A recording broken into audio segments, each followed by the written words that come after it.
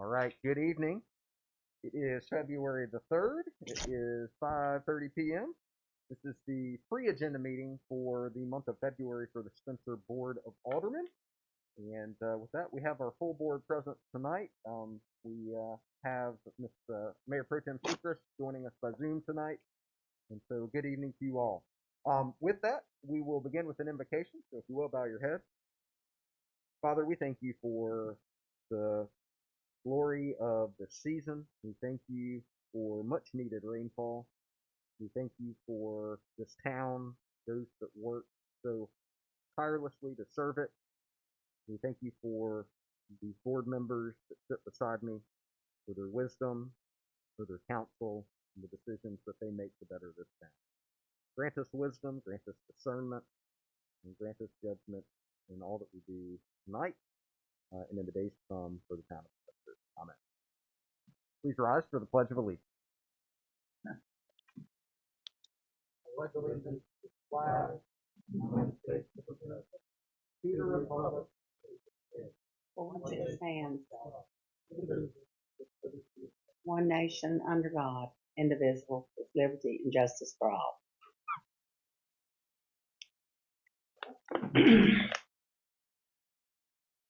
All right, and with that, we have several items on our agenda this evening. The first is that we will be conducting a legislative hearing. We'll actually be conducting two tonight prior to reviewing our agenda for February the 8th. And so with that, our first legislative hearing is to obtain public comment on a text amendment for temporary signage. That's text amendment 22-001. And with that, I will ask Mr. Blunt to come forward and give us an update to help us kick this public hearing off. Mr. Mayor, members of the board, I'm filling big shoes tonight since Kyle's not here. He is the one who has shepherded this through the process and brings it to you tonight for a public hearing. Basically, the impetus for this was the recognition that there was a slight gap in our development ordinance concerning the sign sizes that were allowed under the category of exempt signs. They were allowing very large signs and allowing them to be displayed for a long time, up to 6 months.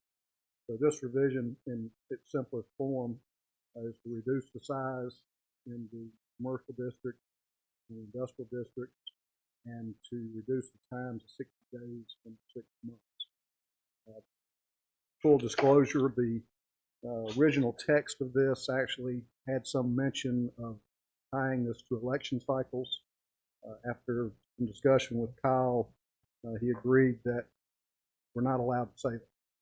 This has to be neutral language that can't be pointed towards just political signs. It has to be towards all signs. So that has been revised.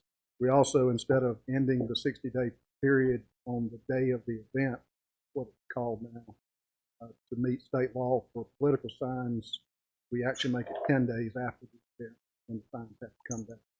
So those are some minor changes that have taken place since this was originally formulated. I'll be glad to answer any questions. All right, thank you. Does the board have questions at this point? Okay, hearing none, we will officially open this legislative hearing.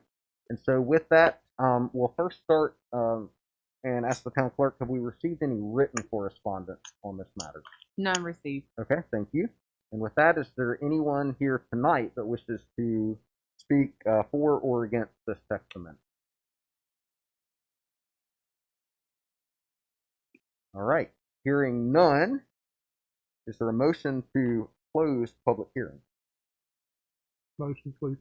Okay. Second. Second. All in favor? All right. All opposed? All right. Legislative hearing is officially closed for text amendment TA-22-001. The next item is for the legislative hearing to obtain public comment on text amendment 22-002, which is the decriminalization of violations. And so with that, I will invite Mr. Blunt forward again. Mr. Mayor, members of the board, TA-22-002 is in effect forced on us by a change in state law, Senate Bill SB 300, which became Sessions Law 2021-138, basically is an effort to remove municipal ordinance enforcement from the criminal justice system. The criminal courts are so crowded that they're having to make plea deals where they don't want to make plea deals. This was an effort by the state legislature to get small things out of criminal court. They are still available to civil district court and small claims court, and basic infraction notifications, citations from our code enforcement officer. In this case, the first part that you're seeing tonight is the Development Ordinance 160D, which you've heard so much about. They just put a blanket repeal of all criminal prosecution in that ordinance. You can't prosecute any of the violations of that section criminally anymore. So, in effect, you don't have any choice about this. This is state law now. What we're doing is cleaning up our ordinance to match state. Very good, thank you. And with that, are the questions from the board? Quick question on the unsafe housing exception to that. Does that apply to us, or is that just the counties, or does that not involve us because of like permitting and things like that? There are a few exceptions to the criminal prosecution, and in unsafe housing, which is in the minimum housing section, we still would be able to apply criminal prosecution to that. There is one other that I'm aware of that has to do with, I think it's removing a violation notice. So if the code enforcement officer puts up a violation notice, somebody jerks it down, you can still violate them criminally in that. But it's very specific in what it does, and Kyle's done a good job of going through and picking and choosing the various sections that it does apply to.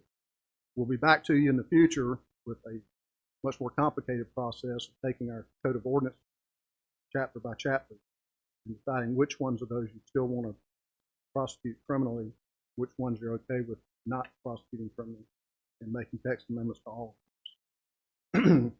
Right now, if you try to prosecute them criminally, you get thrown out of court. But we can go back and fix some of those, and we'll do that in the future. I guess my question is, from a kind of realistic, real-life situation, beyond the minimum housing, unsafe housing, how many times, in recent memory, have we actually pursued criminals? And that was what I thought. Right. Okay. Municipalities don't. So there really is no impact to the town from that perspective. Okay. Other questions? Okay. Hearing none, we will open the floor for public comment at this time. We'll ask the town clerk, have you received any written correspondence on this matter? None received. Okay, thank you. With that, is there anyone here tonight that wishes to speak publicly for or against this proposed text amendment? All right, seeing none, I will entertain a motion from the board to close this public hearing. Move to close the public hearing. All right, second. The motion by Ms. Sledge, second by Mr. Muhammad. All in favor? All right, all opposed? And that public hearing is closed as well. We will now move on to review of our February 8th, 2022 agenda for next Tuesday evening. And so is there someone here on the board tonight that wishes to volunteer to lead our invocation next Tuesday? Don't all speak up. Thank you. All right, thank you, Mr. Miller. All right, and then we will have approval of our minutes from January 11th and 18th. So I'll ask the board at this time if you had a chance to review them. Is there anything that we need to correct ahead of next Tuesday's meeting? All right, hearing none. Oh, Mr. Muhammad. In the mission section, too long.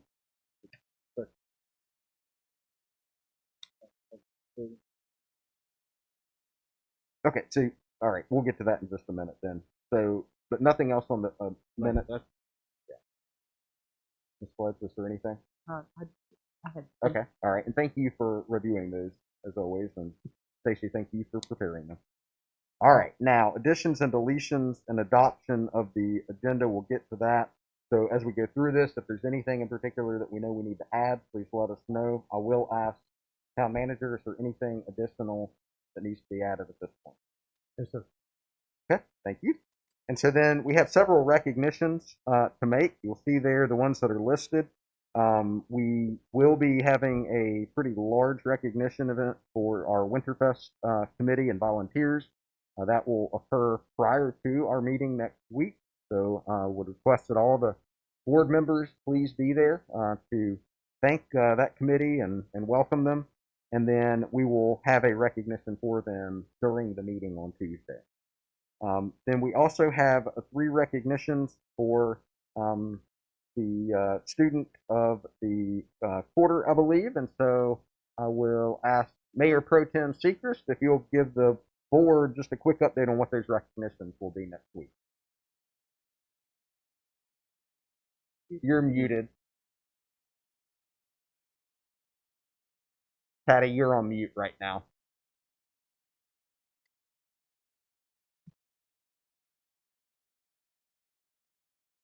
Mute now. Now can you hear me? Yes, we can.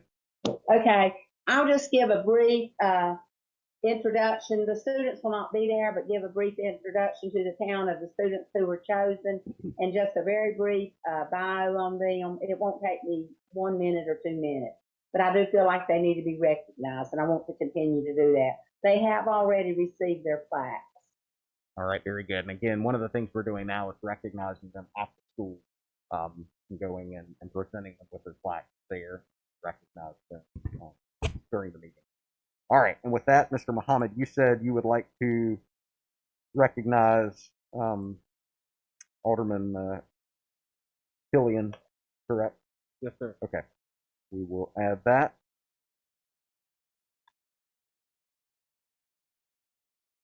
And are there other recognitions from the board? Okay. Good. We will then have our public comment section, and then we'll have our consent agenda. So as we go through the items tonight, please consider which items you want to add to the consent agenda. I would first recommend that we add, since there were no changes to our minutes, so we add the minutes to the consent agenda. Is the board in agreement with that? Okay. All right. The next item that we will have is to consider adopting an ordinance to amend the Spencer Development Ordinance related to sign regulations.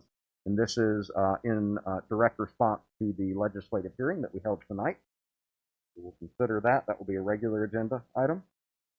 We will then consider an ordinance to amend the Spencer Development Ordinance to comply with North Carolina Session Law 2019-111, 2020-25, and 2021-138, and that is direct response to the other legislative hearings we just held tonight as well. The next item is to consider accepting a $50,000 grant from Carolina Thread Trail for the Yadkin River Trailhead project, and so with that, I would recommend that we keep that on the regular agenda to allow Joe Morris some time to make that big announcement for some additional funding that we got. So we'll do that on Tuesday night. All right, the next item would be to consider adopting a budget amendment ordinance 22-002. And with that, Mr. Franzese, do you want to introduce this, actually these next two to the board? Thank you, Mayor and members of the board. So the first budget ordinance 22-002 actually coincides with the previous item related to accepting the Carolina Thread Trail grant. And so this budget amendment would allow that to be incorporated in the project fund. And then the next budget ordinance is related to the Park Plaza project fund.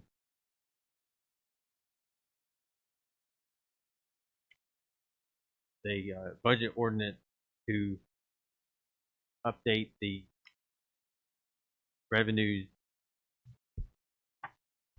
for the USDA loan and expenditures into the principal payment related to the closeout fee.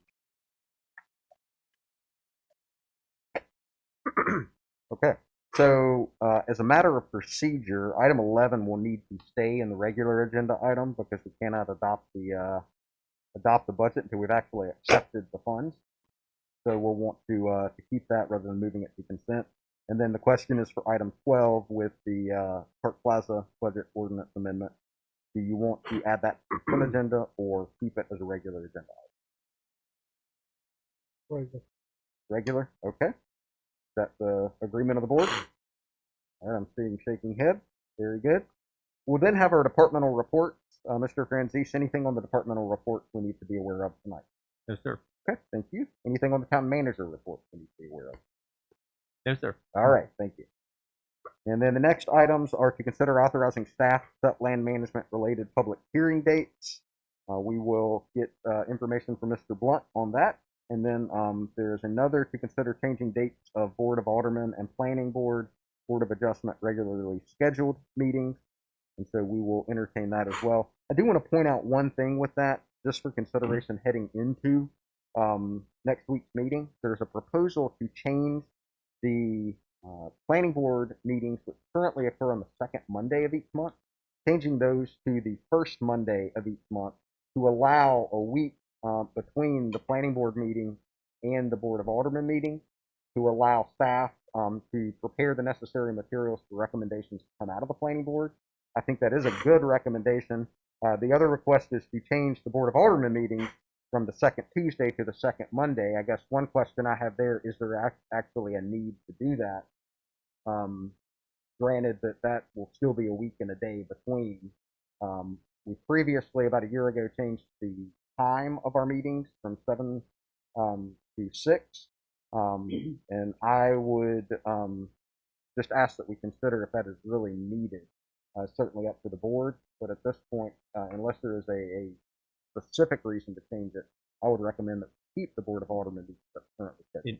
Would it be helpful to hear a little bit of the rationale from Sure. Mr. Blunt at this time and maybe workshop the idea at this point, and we Let's can do it. decide whether we need to consider it or not next week? Mr. Mayor, members of the board, I want to make sure y'all get your money's worth out of me. As I do my normal day-to-day planning stuff, as I run across other things, you'll be seeing a lot of me coming to you asking to consider making some changes.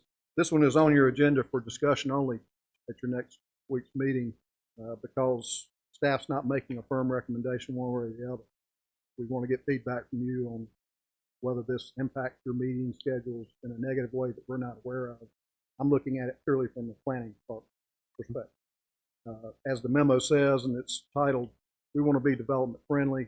We're trying to schedule things so that we can predict how long before or how long there is between meetings.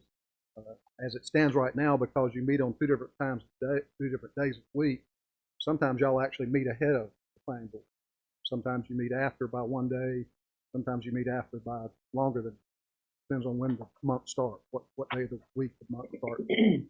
So the initial thought was, let's reschedule them however is the best way, so the planning board always comes before the Board of Aldermen, and that there was a predictable time between the two.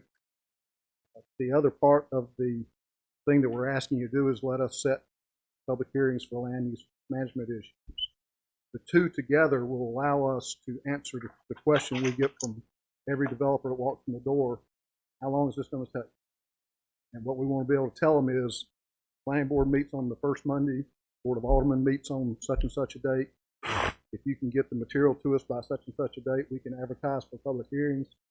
And then we can tell you what date this will go before the Board of Aldermen. And assuming you approve it at that meeting, that's done. We've met our time schedule.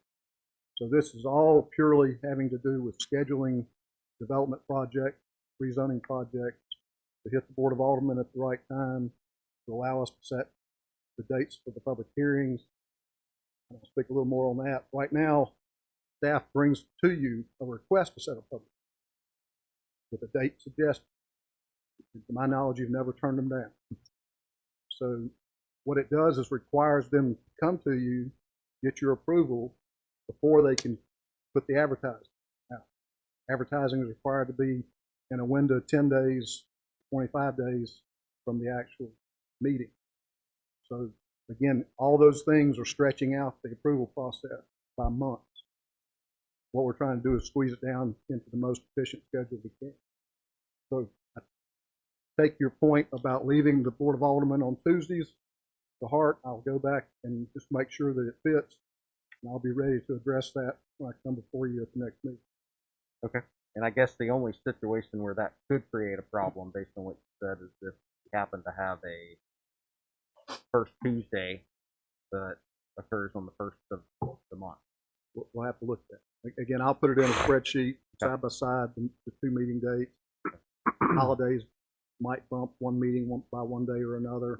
Not worried so much about that as I am keeping it a semi-predictable amount of time. So if it's 6 days instead of 7, no big deal.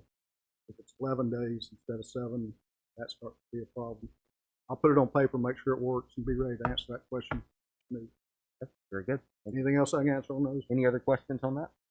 We just need to be sure that we're giving staff time to get their stuff together. Correct. Right. Yeah, and that's my point, is making sure that we, from a board perspective, planning board is one thing, but from a board of aldermen, that we've got other considerations to take into account as well. So we want to be business friendly and responsive and Absolutely.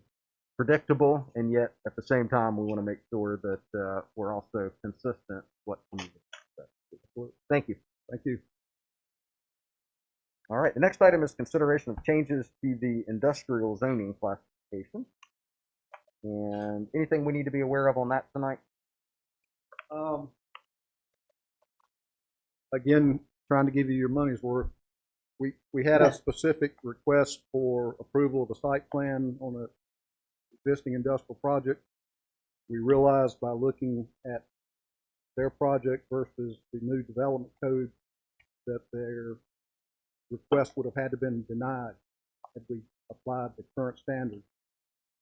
There was no easy way around it. Luckily, there is a clause in the new 160B that says if they started an approval process with an old ordinance, they have a right to continue with that old ordinance. So we were able to approve that one without too much sweat. But it did open our eyes to the fact that we have other existing industries, and we have a fair amount of land that's currently zoned IND. From my reading of the ordinance, it's going to cause some problems.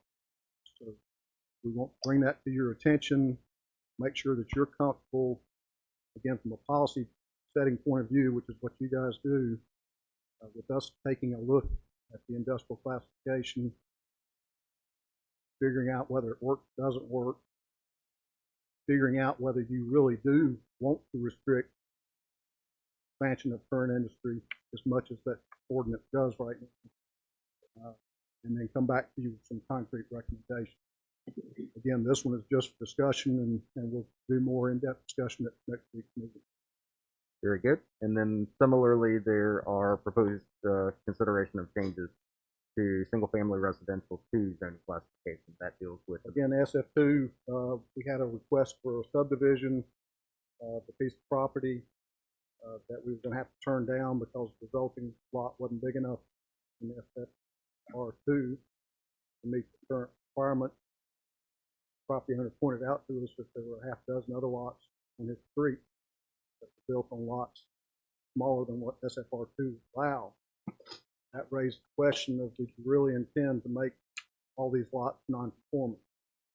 Non-conforming carries some problems, not big problems, because the ordinance has some ways to get around it for residential properties, but it still leaves the stigma, if you will, of being a legal non-conforming use. In some cases, banks get really upset if they have something like that written on their deed. And they will actually call us and say, do you know of any code problems with this property? And we would have to tell them it's a legal non-conforming use, and they might deny the mortgage. So we want to fix that. Again, it's a policy decision for y'all to think about. Right now, there is a standard.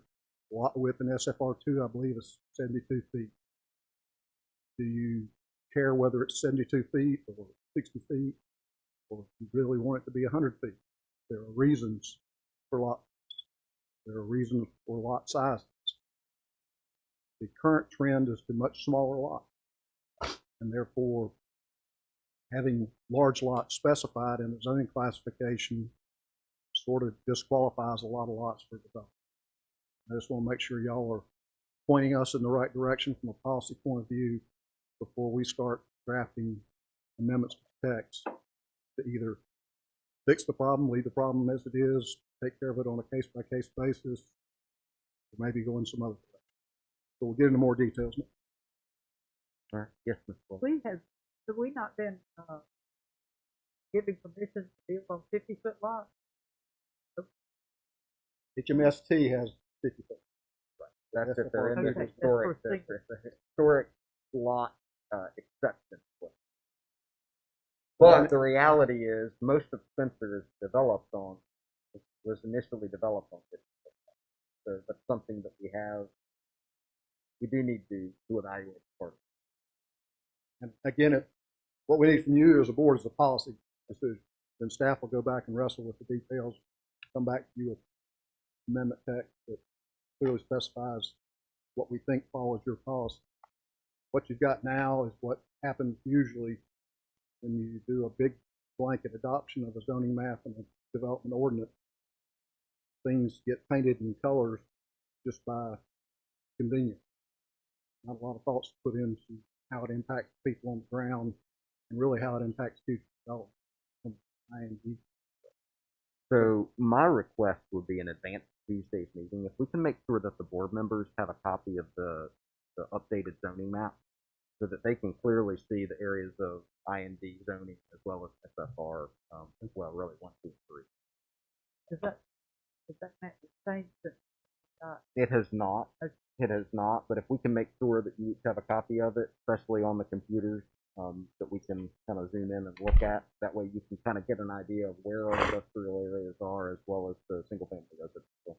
Know what we're talking about. Yeah, pasted on my wall. All right. Anything else? You'll Thank see you, a lot Mr. of me in Lawrence. coming months with this kind of stuff. I don't want to drag your patience, but I feel like part of my job is to fix problems. Well, we appreciate it. We appreciate all the time you're spending on it. All right. And with that, we will have requests and comments from the mayor and board and then go into executive session if needed. So that being said, I did have one other question. yeah. Now, I think I read in here something about Kyle's report. Perhaps now, is Kyle still going to be working with the community block grant money that will eventually come to us? So the Salisbury Community Development Corporation is administering that program for us, and yes, I believe the intention is that that's part of what Kyle would do for his work for them. So, From my understanding, Kyle's still working with the Historic Preservation Committee. Yes. He'll continue And to the work community- with the Community community Development assurance. Block Grant and some of those other projects Okay. like that. Okay. So with that, the only thing I had listed on the consent agenda items were the minutes. Was there anything else? Is that it? Okay. Very good. And so with that, was there anything else that needed to be added to the agenda from the board? I would like to be added recognition. Okay. Okay.